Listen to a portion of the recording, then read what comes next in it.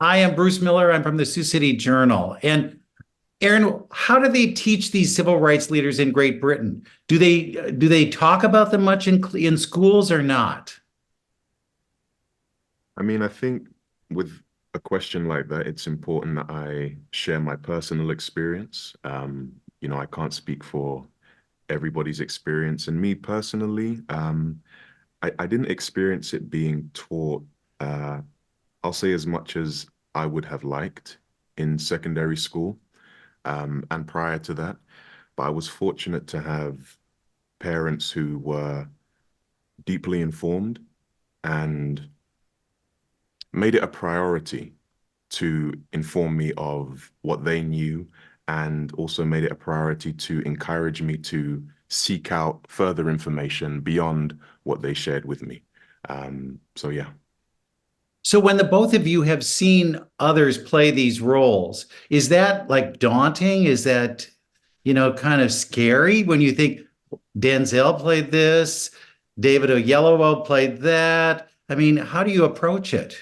Of course it's scary. It's so intense. You're just kind of like, whoa, like these people I look up to and respect and like watch their roundtables and their interviews because I want to figure out how to act like them and like how do I get there? Those are all the questions that run through your head, and now you're sitting there faced with the same task. Right. And I'm so much no, no, no, no, I was about to say something. Well, we're younger than them. I think they're very young still. But it's intimidating. But that's part of the exciting part of being an actor is that we get to go on these incredible adventures and you get to face your fears. You get to face these tasks that feel much bigger than you and much larger than you, and you have to figure out how do I navigate it. What about me is going to be able to meet the challenge? And there's growth in that. And I think when those two men said yes to that role, it was no different from the when we said yes to the role.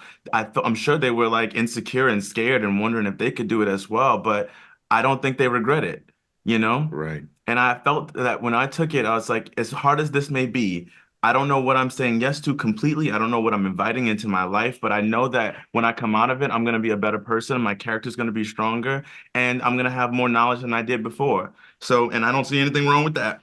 Right. And I think just to add on to that, what Kelvin said there is so true. It's a daunting undertaking. It's the magnitude of that undertaking is huge, and you feel you question your capacity, you question your ability, you question whether you have the endurance, the durability, you feel exposed, you feel vulnerable, and to still step uh, into that journey, I think is something that neither of us will regret. And Hmm. I feel very privileged. We feel very Yeah. privileged to have had the opportunity to serve these great men and women. When you were making it, did you guys get to talk much, or were you on your own kind of paths that you're each doing your own part of the film? Well, I mean, we spoke. So the first day we did the meeting, the scene of the meeting, that was our first day of shooting, which was kind of was wild of them to do to us. And then, but from there, we kind of went on our separate paths. It was almost like there were two shows and a little bit. And one show would kind of go on the top of the day, the other show would come on, and we would see each other in passing. But that's what made it so exciting was like I would get whispers about what was happening on the Malcolm X side. I would get whispers, and it felt like the current events that Martin was experiencing. Be like, oh, Malcolm X is doing this over in the North, and it would fuel me even harder. And I would be like, oh, and I would also hear Aaron's approaching it this way, and it kind of it helped mirror the experience that I think they were kind of having in a very small way. And it filled it. It filled it. You both get an opportunity to preach. What is that experience like? Is that really kind of powerful when you're behind the pulpit and you're talking to a congregation that's responding? It's a very it's a beautiful experience, and it's very immersive. We were very fortunate to have phenomenal background artists join us and love on us and support us during these days where we had these speeches and these sermons, and um, it's so critical to have a team that is prepared to sit with you for all those hours while you get all the different angles of that speech and stay equally as enthralled from the first take to the 150th take, so we're deeply grateful to everyone involved in those, very special moments. You're both in The Lion King too.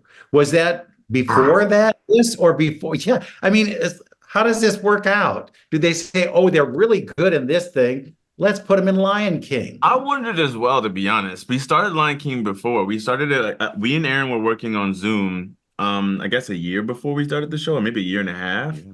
And You had your braids and listen, I was everything. doing Chevalier. Like I've You were gone through a looking few different fly. characters during this process. Lion King is yeah, that's a whole other thing. But it was cool because but I only knew Aaron as Mufasa. Because he's so committed. I literally I would see him and it'll be like a good morning, and then we move on. So the first time we actually met was on this set. Wow, that's unreal. That's unreal right there. So it keeps on going. What was it like working with Ron Cephas Jones? Was he, I would assume, remarkable? Yeah, remarkable is an understatement. He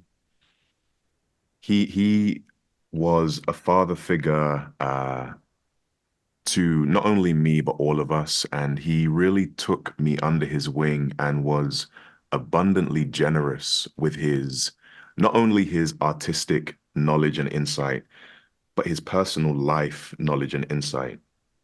And for that reason, I'm deeply grateful to him, and I'm deeply grateful to have had the privilege to collaborate and learn from one of the greatest to ever do it. He's phenomenal. This is a great tribute to his life and his work, I think. But thank you both so much, and great good luck. I can hardly wait for Lion King now.